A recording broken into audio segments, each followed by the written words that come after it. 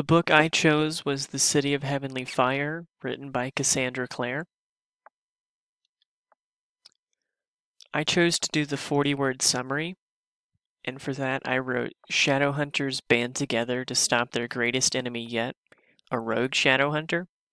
Clary and her friends must travel to hell and back, and they will be tested rigorously along the way, and when the High Council interrogates, only the truth will come out.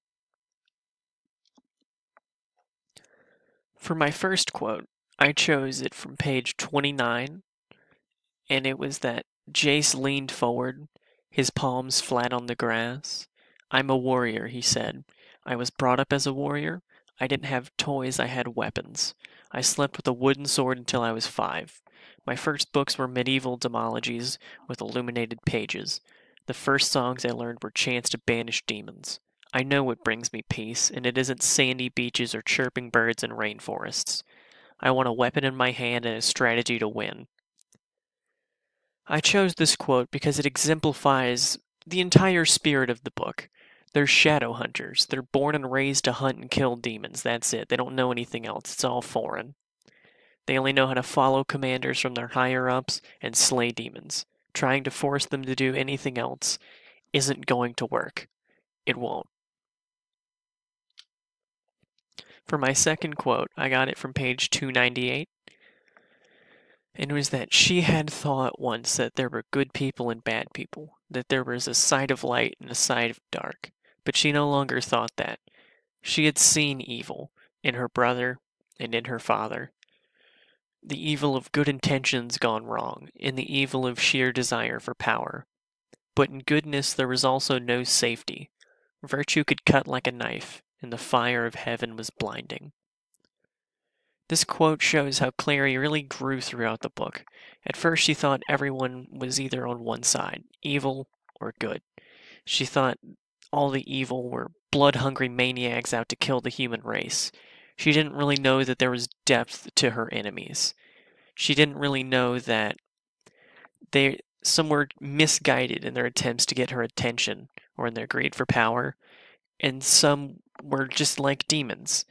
They just wanted to kill. In the book, there's a heavy emphasis on working together to protect the innocent from corruption and sacrificing anything to do that. That's the entire Shadowhunters' goal. They sacrifice anything to make sure that humans are safe.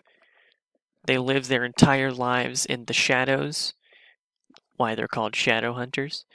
Humans cannot see them, but humans are constantly getting their lives saved from demonic attacks on Earth. And the Shadowhunters are easily ready to sacrifice anything to keep that from happening.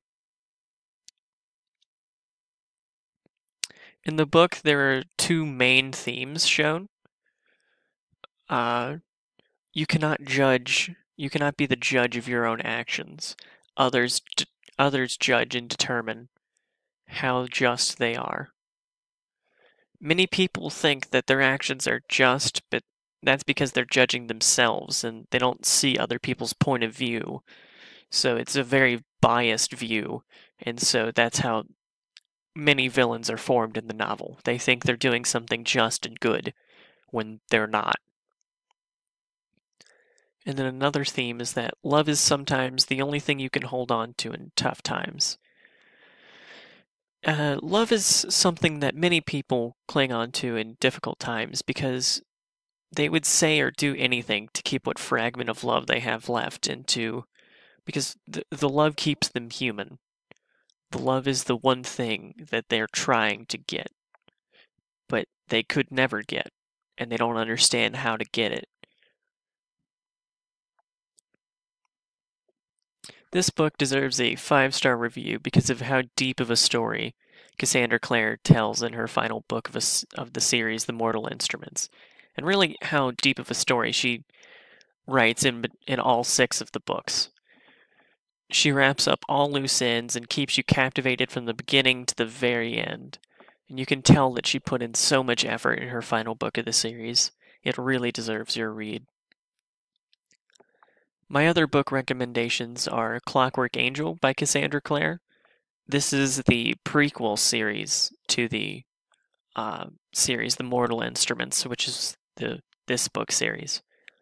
And then my other book recommendation is Aragon by Christopher Paolini, and I've read that book multiple times throughout my life, and I love the book. I keep going back, and it keeps entertaining me. And that's it.